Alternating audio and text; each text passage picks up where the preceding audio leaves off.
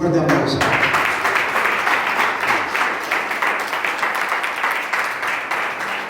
Gracias. Muy bien, buenos días. ¿Pueden tomar asiento? La verdad es que hay un ambiente como un grato perfume que envuelve nuestras vidas cuando adoramos al Señor. Y es tan impactante esto, de que cada persona lo vive de una manera distinta. Y hay personas que ni siquiera lo viven. Hay que tener como esa conciencia del Espíritu, esa conciencia de que el Señor está aquí.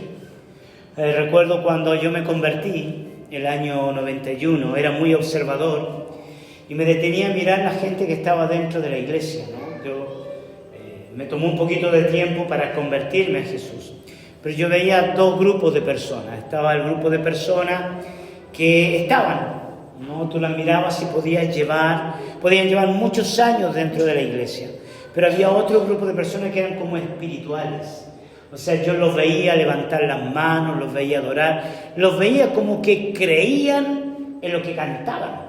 O sea, creían en lo que oían de la canción y cantaban, ¿no? Y levantaban las manos.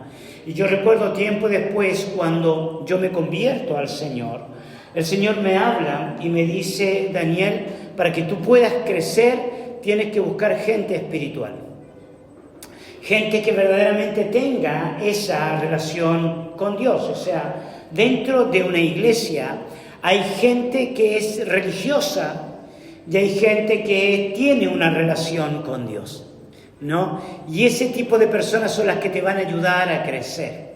Y fue exactamente lo que sucedió. O sea, yo seguí ese camino de la gente espiritual, terminé en Jocum, ¿no? Y terminé haciendo lo que yo hago hasta el día de hoy. Y es lo que realmente me guía, me ayuda, me inspira, ¿no? Porque no todas las personas tienen como esa realidad de lo que cantan, o la realidad de la cruz, del sacrificio, de la muerte, de la resurrección. No tienen conciencia de lo espiritual, de lo que cantan propiamente tal. O sea, viniste a mi vida, me salvaste, me perdonaste. Yo terminaba llorando y la gente me miraba en aquella época. ¿Por qué lloraba tanto? Porque yo decía, pero ¿cómo? O sea, ¿cómo? ¿Dios es real? ¿Dios existe? ¿Puedo sentir su espíritu? Y yo lloraba, ¿no? Mi familia había sido creyente desde que tengo uso de memoria, pero veía que en casa no experimentaban eso, no lo vivían como lo estaba viviendo yo. Creo que mi padre, a pesar de todos sus traumas y conflictos que él tenía, habían temporadas donde él estaba muy consciente de la realidad espiritual, ¿no?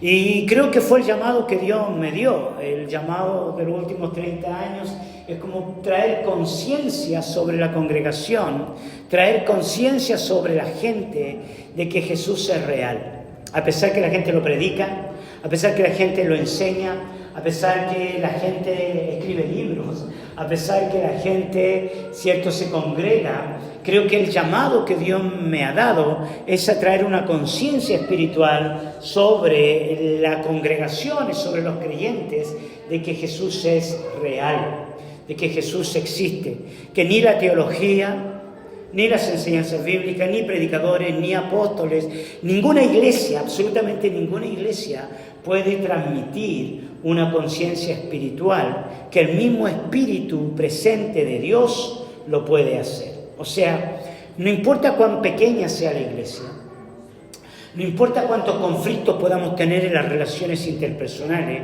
cuando nosotros cantamos, cierto, traigo el perfume delante de ti, lo pongo a tus pies, cierto, lavo tus pies, uno automáticamente se traslada hacia una mujer que estaba totalmente quebrantada, porque ella, más que los religiosos que estaban alrededor, tenía algo dentro, ya, que le daba la seguridad que aquel hombre en el cual ungía, cierto, y lloraba, era el Salvador del mundo, era real, lo estaba palpando, lo estaba tocando.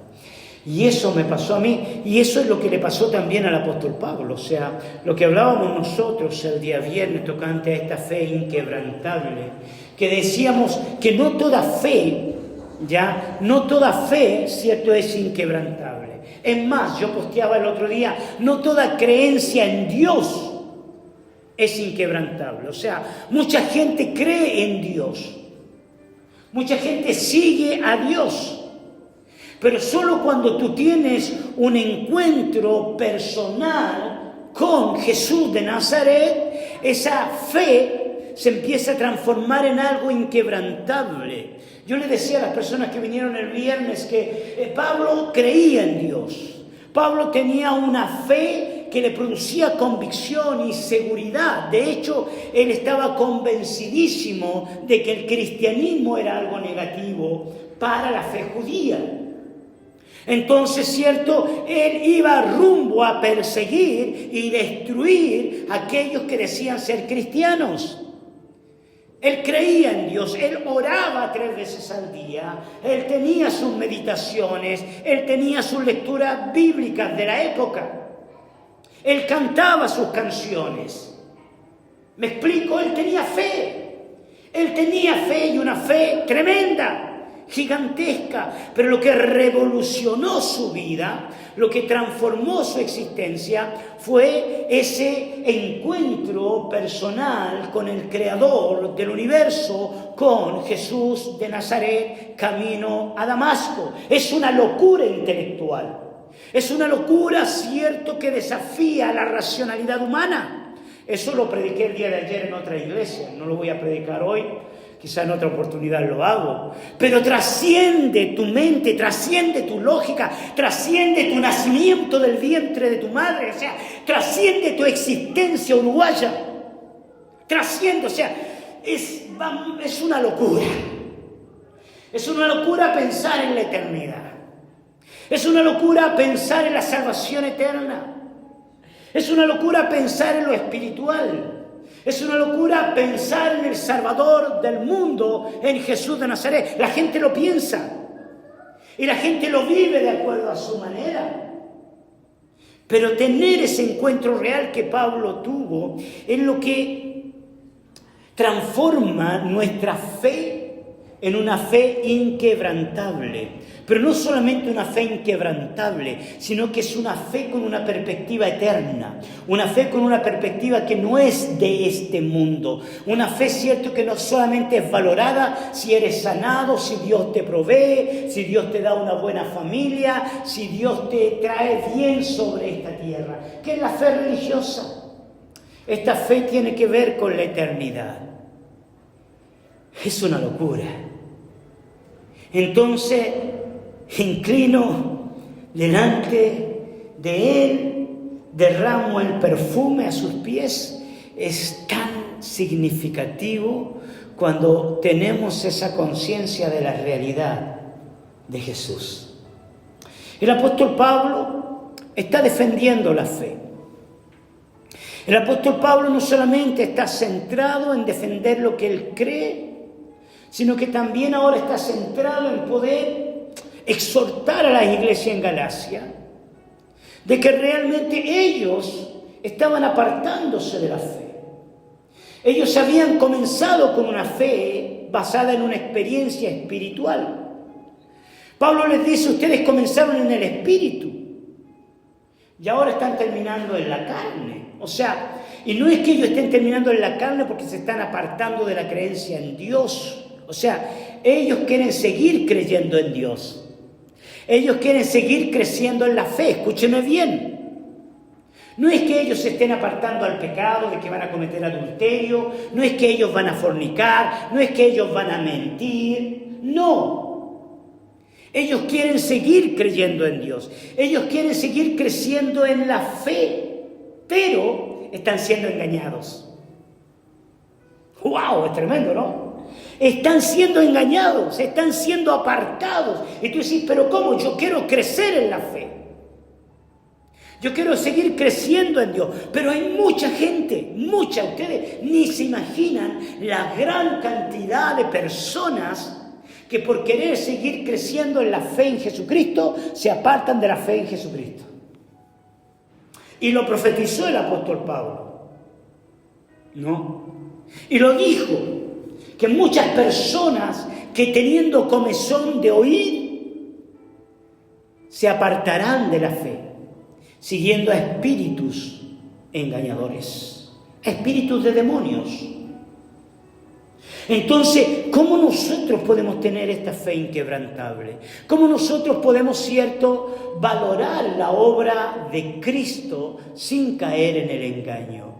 ¿Qué había en el apóstol Pablo? ¿Y qué nos pide el apóstol Pablo a nosotros? Bueno, para eso quiero que abramos nuestras Biblias en el libro de Gálatas, en el capítulo 3, por eso son importantes los libros. Gálatas, capítulo 3, versículo 26 al 28.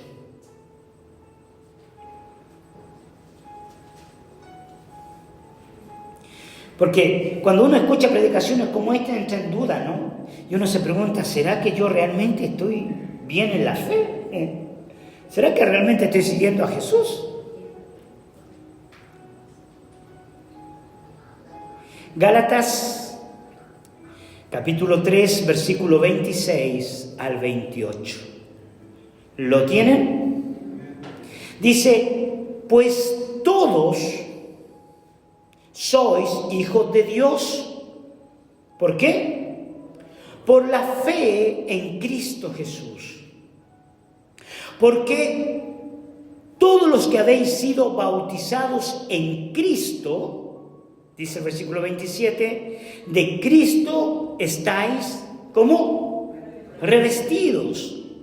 Ya no hay judíos ni griegos, no hay esclavos ni libres, no hay varón ni mujer. No malentienda ese pasaje, ya lo vamos a explicar.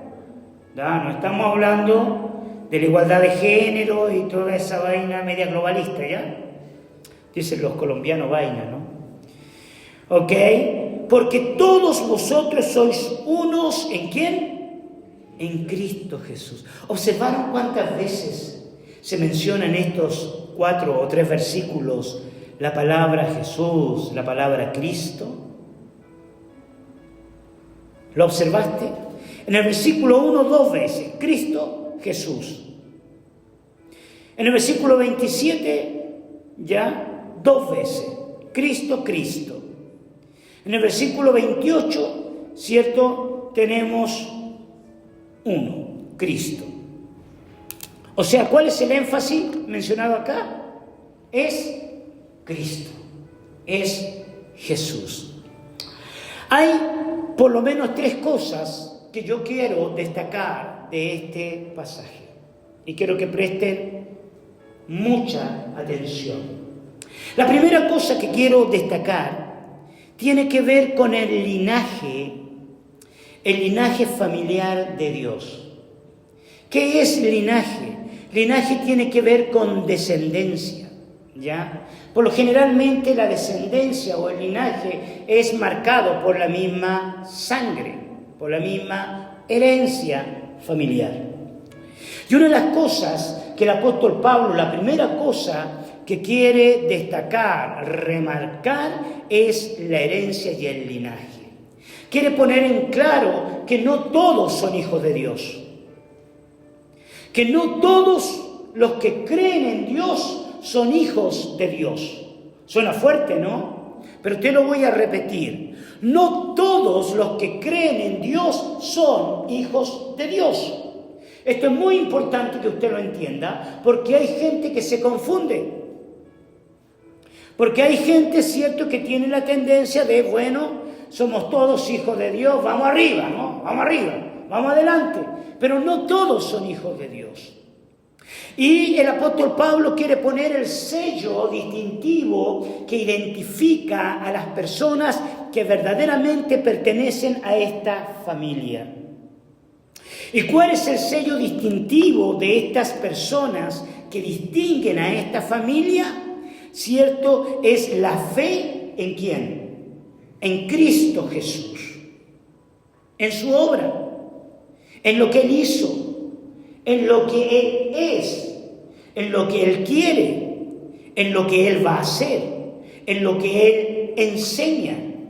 Por lo tanto, nadie que no tenga un interés en Cristo puede ser hijo de Dios. Y yo siempre pongo el mismo ejemplo, el mismo interés que tú tienes, ¿cierto?, por seguir la siguiente temporada del episodio que vienes viendo, ¿ya? Ese mismo interés tienes que tener por conocer a Jesús, por saber qué es lo que va a decir, qué es lo que Él va a enseñar. El mismo interés que tú tienes, ¿cierto?, por conocer los resultados de esta noche entre Nacional y Peñarol, es el mismo interés que tú tienes que tener por saber qué es lo que Él enseña, lo que Él dice, lo que Él quiere, lo que Él va a hacer. No es cristiano una persona que solamente escucha un mensaje los domingos. No es cristiano solamente una persona que va a la iglesia todos los domingos. No es cristiano una persona, ¿cierto?, que lee la Biblia y va a la iglesia y hace estudios bíblicos, ¿cierto?, en una iglesia. El sello distintivo de una persona que pertenece a la familia de Dios es su fe en Jesucristo. Es su fe en el Señor. No es su fe en el estudio. No es su fe en la iglesia. No es su fe en lo que canta. Me explico, o sea, un psicólogo o psicoanalista se siente con mucha autoridad porque se apasionó por Freud. ¿Me explico? Es su pasión. Un marxista que es apasionado, ¿cierto?, por, la dictadura proletariada, es porque se apasionó con el capitalismo, se apasionó con el libro, no con el capitalismo, sino que con el libro, ¿ya? Se apasionó ya por la lucha de las clases sociales y está convencidísimo, ¿cierto?, que la mejor ayuda social para el hombre es esta guerra o esta lucha de clases. Que sin saberlo ustedes, pueden haber algunas personas causando incendios porque ellos creen que sencillamente creando el caos se va a producir una revolución. Tienen fe, creen, aman lo que hacen. No te lo digo porque me lo contaron. Es fe. Sin embargo, ese mismo interés en la familia de Dios, los que tienen el linaje, lo tienen por Cristo Jesús. Quieren saber lo que piensa, lo que Él dice, lo que Él habla, cómo Él camina, lo que Él hizo en Nazaret, por qué Él murió en la cruz, por qué Él derramó su sangre preciosa. Han nacido de nuevo, han nacido espiritualmente, no racionalmente. Algo sobrenatural en sus vidas se incorporó dentro de ellos. Algo sobrenatural que les lleva a enfrentar los designios de su existencia sobre la tierra con una expectativa eterna. El que no tiene ese sello, el que no tiene esa característica, cualquier problema que tiene pone en duda su fe en Jesucristo. Porque su fe no está basada en esa experiencia de creer que Él está vivo. Cualquier lucha que tenga, la persona puede caer en fornicación, en adulterio, o en robo, o en mentira, en inmoralidad sexual. ¿Por qué? Porque su fe no está basada en la experiencia con Cristo Jesús. La experiencia con Cristo, la experiencia que hablábamos el día viernes, que Pablo tuvo tuvo fue real, fue auténtica. Por eso Pablo le diría a los romanos, ya, el que no tiene el Espíritu no es de él. Y por eso le reiteraría a los Gálatas, ya, nosotros tenemos que andar en el Espíritu. Ahí después ustedes lo miran, Gálatas capítulo 5. Tienen que andar en el Espíritu. ¿Qué significa andar en el Espíritu? No es que tú vas a andar volando en la nube 8, ¿no? Y vas a descuidar a los enfermos, vas a descuidar el trabajo. No, no te estoy hablando de eso. Te estoy hablando, cierto, de una conciencia que todo lo que tú hagas, todo, ¿me entiendes? En primer lugar siempre estará Jesús de Nazaret. ¿Estás conmigo? Amén. A ver, dígalo más fuerte. Amén. Para que no les roben los amén, ¿no? La segunda cosa que quiero destacar, ¿cierto? Dice que este tipo de personas, ya, que son hijos de Dios por la fe en Cristo Jesús, dice que están bautizados en Cristo, ¿ya? Están revestidos de Cristo. ¿Lo vieron? Ahí en el versículo 27. ¿Qué significa ser bautizado? ¿Qué quiere decir revestido de Cristo? La palabra bautismo tiene varios significados. Voy a mencionar dos de ellos. Uno de los significados que tiene, ¿cierto?, tiene que ver con nuevo nacimiento, con inicio. Eso es bautismo. Una persona, ¿cierto?, que ha sido bautizada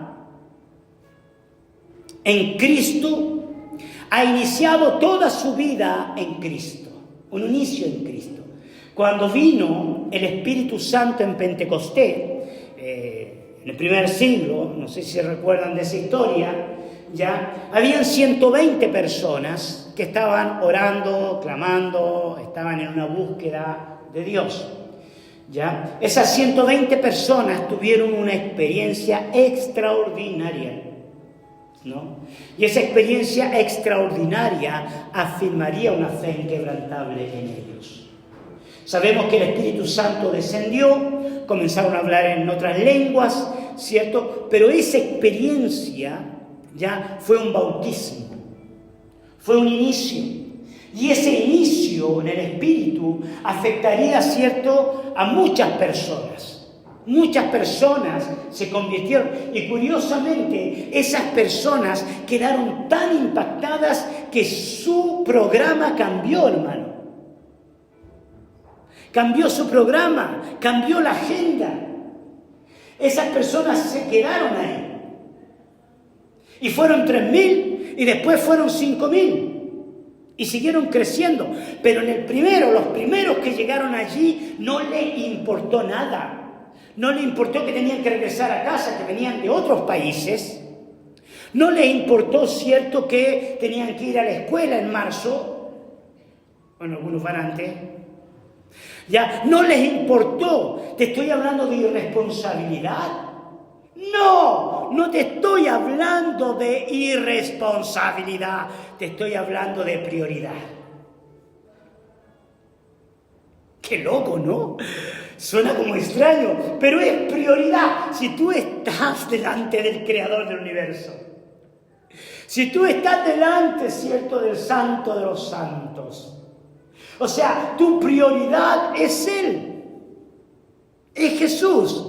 Se cuenta la historia de un amigo, Ricardo, que él ahora publicó un libro el día de ayer, antes de ayer publicó un libro. Yo creo que va a valer la pena leerlo por el testimonio que tiene este hermano. Cuenta, cierto, que él estaba en los últimos exámenes de leyes, estaba estudiando abogacía, ¿no? Pero tenía una actividad de jóvenes en la iglesia. Tenía esta actividad, él había estudiado, pero obviamente los últimos días uno quiere retener todo, ¿no? Para que no se te olvide nada en el examen. Sin embargo, orando al Señor, el Señor, él dice, ¿no? Esto lo cuenta, yo no puedo meterme dentro de él. Solo sé que sacó el título, eso quiere decir que le fue bien. Entonces dice que Dios le dijo que fuera al campamento o que fuera al evento de jóvenes. Y él fue. Entonces cuando llegó el día lunes a presentarse el examen, dice que él recordó todo lo que había estudiado. Y le fue bien. Y se tituló. ¿Por qué? Porque según la historia de él, lo que él priorizó, ¿quién fue? Fue Cristo. Y Dios se encargó del título. Ahora con eso no te estoy diciendo que no tenías que estudiar. Él había estudiado, ¿no? Pues gente piensa en magia. No, la magia no existe en el reino. Entonces, nosotros podemos ver, cierto, que es un inicio. Nos iniciamos en Cristo. Y uno comete locura, hermano, locura. Yo cometía locura. Recuerdo que llego de un campamento, ¿no? Y mi madre me dice, Daniel, te andaban buscando, te quieren comprar tu negocio. Y yo le dije, mamá, pero yo no tengo en venta mi negocio. Aparte, nosotros vivíamos de ese negocio, que me iba muy bien en ese negocio. Yo no lo tengo en venta. Y de pronto mi mamá, que ni muy comprometida con el Señor estaba en aquella época, me dice, ¿no será que será de Dios? Cuando me dijo eso, hermano, algo entró dentro mío, porque yo venía de un campamento donde creo que había sido bautizado en el Espíritu Santo. Había tenido una experiencia sobrenatural. Mi mamá no tenía ni idea de esa experiencia que había tenido. Entonces yo entré en la locura, lo vendí. Claro, los siguientes meses fueron una desgracia para mí. Me enfermé, caí hospitalizado, ya. Pero tenía una locura de fe. Una locura. Es Dios con un amigo. Es Dios, Dios es real. La segunda definición de bautismo tiene que ser con inmersión. ¿Qué quiero destacar? Y ahí no me voy a meter en conflictos teológicos con respecto al bautismo, ¿no? No estoy hablando de eso. Pero literalmente la palabra quiere decir cuando tú te sumerges totalmente en algo. Cuando a mí me apasiona un tema, por ejemplo, y mi esposa sabe, yo me meto por meses en ese tema. Un día me metí en la gracia, ¿recordad? ¿Qué empecé a comprar? Libros sobre la gracia. La gracia venidera, la gracia esto, la gracia de aquí, la gracia contraataca, el regreso de la gracia, ya, yo qué sé, todo era gracia. Porque estaba metido en el tema y lo estudiaba y lo leía. ¿En qué tema estoy metido hoy? Ni se imaginan en qué tema estoy metido hoy. En la fe. ¿Se dieron cuenta o no? Andá a revisar los muros que yo tengo, ¿cierto? Las redes sociales que yo manejo. Todo lo que vas a ver las últimas 2 semanas es fe. ¿Cómo fe? Me levanto con fe. Ya. Fe. Llegué medio mal así de la cabeza desde el verano, ¿no? Ando con una creencia de que Dios sana a los enfermos. No sé si estoy mal, hoy no me quiero al médico. Que Dios echa fuera a los demonios, hermano. Pero sumergirse, o sea, tú te metes en el tema, te metes y dice, ustedes están revestidos de Cristo. Imagínate, tremenda palabra, o sea, ustedes se han abrazado, uno se llena, ya no sé ni qué decir, hermano. Un día hice una locura. Me leí el evangelio, los 4 evangelios completos de corrido. Terminé más mareado. Era medio místico también en aquella época, pero eso lo vamos a dejar para otra predicación. Pero lo leí, me metí. Quería saber, porque yo entendí que ser cristiano es saber lo que Jesús hace y es creer lo que Jesús dice. Ser cristiano no es oír un mensaje, yo lo repito. No es tener una experiencia emocional, es Cristo. Ustedes están revestidos de Cristo, les dice el apóstol Pablo. Ustedes comenzaron, le dice, a ellos, no a ustedes, ¿no? ¿Está claro? Es para gente en Galacia. Pero les va a decir, tan necios son, les dice, ¿no? Tan estúpidos, en términos uruguayos, si hubiera una versión uruguaya, no suena muy fuerte, mejor no lo voy a decir. Yo iba a decir tarados, pero... Sí, son tarados. ¿Cómo pueden ser tan tarados, hermano? Habiendo comenzado en el espíritu, ahora van a terminar en la carne. Entonces, el apóstol Pablo dice, ustedes fueron revestidos, sumergidos en Cristo. Entonces, el punto número 1, somos hijos de Dios, porque nuestra fe está fundamentada en Él. Estamos bautizados, estamos iniciados y estamos revestidos de Cristo. No lo que otros dicen de Cristo, no lo que otros hablan de Cristo, sino que yo estoy revestido de Cristo. Como yo estoy revestido de Cristo, yo discierno cuando alguien habla del Cristo que yo sirvo o cuando alguien no habla del Cristo que yo sirvo. Yo que estuve metido en secta, te lo digo. Y si usted no me cree, ¿tú crees que yo estoy preocupado? ¿Tú crees que yo no voy a dormir esta noche si tú no crees esta predicación? Olvídalo. Voy a dormir y aparte tengo que dormir porque viajo mañana. Quiero descansar. ¿Sí me explico? Y esto nos lleva a la tercera cosa que quiero destacar. ¿Ya? Y la tercera cosa que yo quiero destacar tiene que ver con la unidad.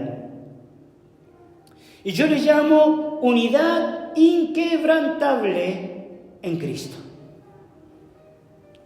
Unidad inquebrantable en Cristo. Y aquí hay 3 cositas que quiero destacar de este punto, para que se entienda, sobre todo cuando dice ya no hay hombre ni mujer. ¿Ya? ¿Qué cosas quiero destacar de estos 3 puntos? La primera, ¿cierto? Cuando el apóstol Pablo dice ya no hay judíos ni griego, ¿lo vieron? Tiene que ver que esta nueva familia que tiene el linaje de la fe en Cristo no es una familia de origen étnico, no es una familia de origen cultural. Hay personas, con mucho respeto lo digo, que se identifican mucho con el judaísmo, por ejemplo, ¿no? Y ellos ven el cristianismo como judaísmo, o sea, un judío mesiánico. Entonces, yo bailo como judío, ¿cierto? Entonces la Virgen se alegrará en la danza, ¿ok? ¿Cierto? Y nos vestimos y ahí usamos la kipá y usamos, ¿cierto?, los mantos. Somos cristianos, pero también somos judíos porque Cristo era judío. No. Con respeto lo digo, no. Y yo respeto eso, yo he predicado en iglesias mesiánicas y ni siquiera estoy en contra. Usted crea como quiera creer. Pero ¿dónde está el problema? El problema está que el apóstol Pablo está diciendo que esta familia, su origen, no está en la cultura judía. Su origen no está, ¿me entiende?, en la idiosincrasia étnica. Vos no eres de la tribu de Benjamín. Podés ser de otra tribu, pero de Benjamín. ¿Me explico? ¿Da para entender esto? Tú no eres de la tribu de Judá. Sí, según la fe, sí, ok, perfecto, porque Jesús era de la tribu de Judá, el león de la tribu de Judá. ¡Aleluya! Y está bien en el aspecto, pero la esencia no es cultural, no es étnica, es nuestra fe en Jesús. Y si Jesús le hubiera dado un énfasis a eso, muy bien. Pero si tú lees el Nuevo Testamento, no hay un énfasis cultural, ni énfasis ritualístico. Capaz que yo estoy mal, mirando mal. No lo hay. No existe.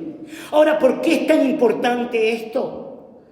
Es importante porque si yo quiero alcanzar a un musulmán, si yo quiero alcanzar a un palestino, ¿pueden llegar a ser hijos de Dios los palestinos? A ver, ¿quiero escuchar? Sí. ¿Pueden llegar a ser un hijo de Dios, un extremista del grupo Hamas? ¿Sí? Ahora, ellos, para poder conocer a Jesucristo, ¿tienen que aceptar el judaísmo? ¿A quién tienen que abrazar? A Cristo. Tienen que abrazar a Jesús. Esto es lo que le trataba de explicar a un judío en un evangelismo. Y él me decía, ¿pero cómo? Me cuesta entender ustedes, si Jesús era judío, ustedes no siguen el judaísmo. Yo le dije, muy simple. Porque Jesús rompió esa barrera, rompió esa creencia para que un indígena que vive en la Amazonas, que está en medio de la selva amazónica, que no tiene ni idea de la menorá, que no tiene ni idea del Hanukkah, que no tiene ni idea de la fiesta de los tabernáculos, pueda tener un encuentro personal con Jesús de Nazaret. ¿Da para entender esto? Entonces, en esta familia, en la fe, no es por ser judío, Dios ama a los judíos, no es por ser palestino, no es por ser uruguayo. ¿Alguien me puede decir amén? La segunda cosa que tiene que ver con esto, ya, dice, cierto que el versículo dice, porque no hay judío ni griego, ni esclavo, ni libre. ¿Qué quiere decir esto? Que esta familia no es de orden clasista. Amén. No es clasista, o sea, no es por ser rico o por ser pobre. ¿Da? No es por ser esclavo ni por ser libre. ¿Da para entender esto? O sea, si tú tienes esta visión, el cristianismo no está basado ni en lo intelectual. No es por ser más inteligente o menos inteligente. O sea, si yo voy a evangelizar, ¿me entienden? A los barrios, y te encontrás con personas que no saben leer ni escribir, pero van a la iglesia y oran y creen en Jesucristo, tienen la misma condición espiritual que aquel que a nosotros nos parece más relevante dentro de la iglesia. Uno dice sí, pero en el fondo nos cuesta comprender esto. Nos cuesta comprender que cuando Cristo venga aquí a la tierra, no va a mirar si eres rico o eres pobre, si has tenido éxito dentro de la iglesia o no lo has tenido. ¿Me explico? O sea, una anciana de fe y de oración puede tener mayor autoridad espiritual que el pastor.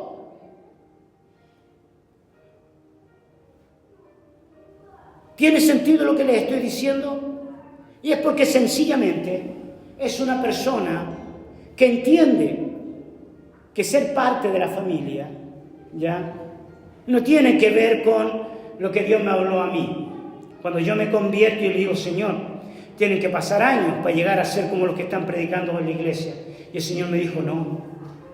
El Señor me dijo, esto no es por orden de llegada, ni tampoco es por años de servicio. Es por mi intimidad contigo. Por mi intimidad.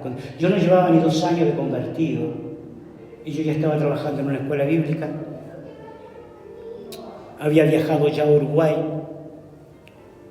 porque entendí que no es por años de servicio. Pero hay gente que dice, pucha, ¿por qué no me miran a mí? ¿Por qué no me promueven? ¿Por qué no me usan? Llevo 20 años en la iglesia. Porque no es por años de servicio. Amén. Es por este encuentro. Y la tercera cosa, y con esto termino, porque si no esto se transforma en vigilia, ¿Ya? El texto bíblico dice, no hay varón ni mujer, porque todos somos unos en Cristo Jesús. Ok, aclaramos este punto que es súper importante para este tiempo. Cuando el texto bíblico está diciendo no hay hombre ni mujer, no está hablando, cierto, de este globalismo, de esta ideología globalista, progresista, como le llaman en algunos tiempos, en algunos sectores, que destaca, cierto, la igualdad entre hombre y mujer. ¿Tá? Esa destaque de igualdad entre hombre y mujer no tiene una construcción de liberación de la imagen de mujer. Tiene como objetivo la destrucción de la imagen de mujer y de la imagen del varón. ¿Me explico? Porque cuando la mujer no tiene bien definida su imagen de mujer, busca la igualdad. Pero como no existe en ese contexto de género, tenemos hoy en día una gran cantidad de jóvenes que no saben si son hombres o son mujeres.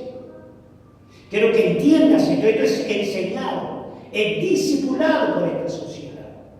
En el contexto en el cual el apóstol Pablo lo está hablando en un contexto de machismo, de desigualdad cultural. ¿Y cuál era esa desigualdad cultural? ¿Ya? Algunos religiosos creían que la mujer era inferior al hombre. ¿Ya? Había cierto dominio, había cierto control sobre el sexo femenino. Aún en un contexto eclesiástico se llegaba a enseñar, ¿cierto? Y a creer que la mujer era de inferior calidad. De hecho, en algunas congregaciones de la época tenían un muro de separación. Y las mujeres no podían entrar donde entraban los hombres. Era una creencia. ¿Ya? Era un sistema de creencia que tenía la tendencia a bajar el perfil del valor de la mujer. Llega Jesucristo y rompió eso. ¿Me entiendes? O sea, tú podés tener el Espíritu Santo, tú podés ser llena del Espíritu Santo, tú podés vivir la vida cristiana como cualquier otra persona. Es Cristo en ti. Es Cristo en ustedes. Esto es lo que el apóstol Pablo le está enseñando. Porque seguramente alguna de las enseñanzas que la iglesia de Galacia estaba recibiendo es que la mujer no se puede sentar junto a los hombres. Así que algunos de ustedes están en pecado. Porque era lo que se enseñaba en aquel tiempo. Por lo tanto, ¿cierto? Cuando nosotros pensamos en una fe inquebrantable, quiero citar lo que el apóstol Pablo le diría a los colosenses.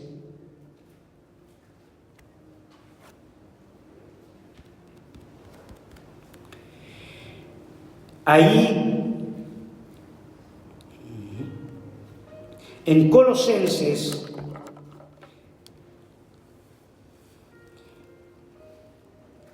en el capítulo 3, versículos 16 y 17. Colosenses capítulo 3, versículo 16 y 17.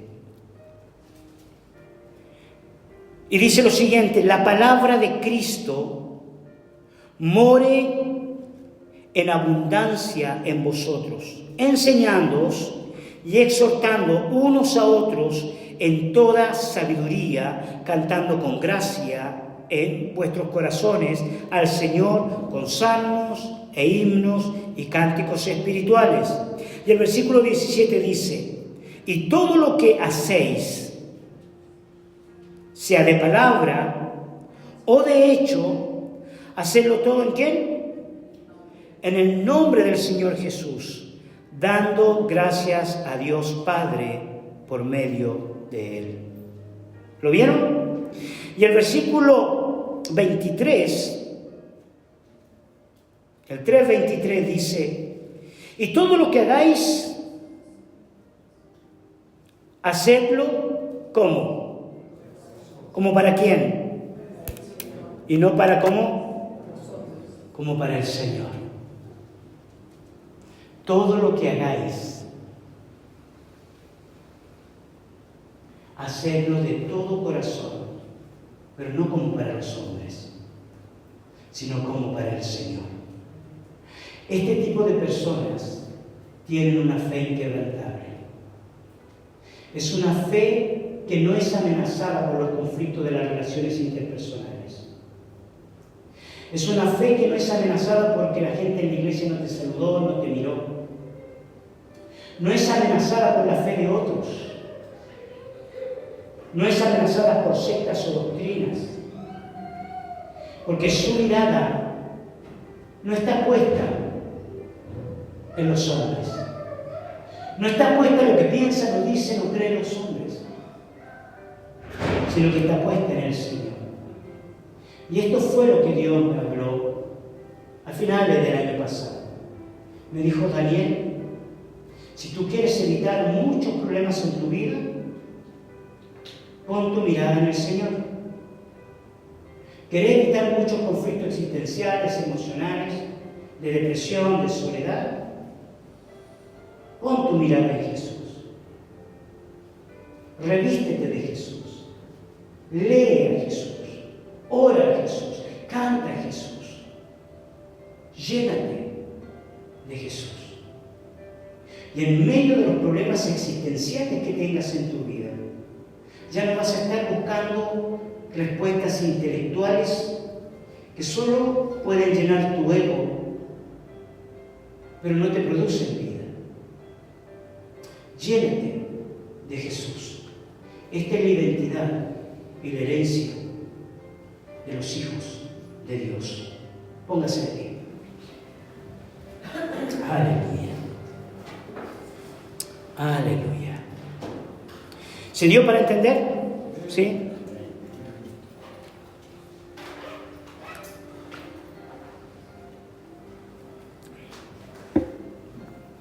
Cierra tus ojos y llenémonos, sumerjámonos. Sumérgete, como dice el apóstol Pablo, en este bautismo del Espíritu de Dios, que es Cristo en vosotros. Y como dice otro pasaje, estamos completos en Él. Cierra tus ojos y trata de pensar en Él. Pon tu corazón, tu alma, tus emociones en Él.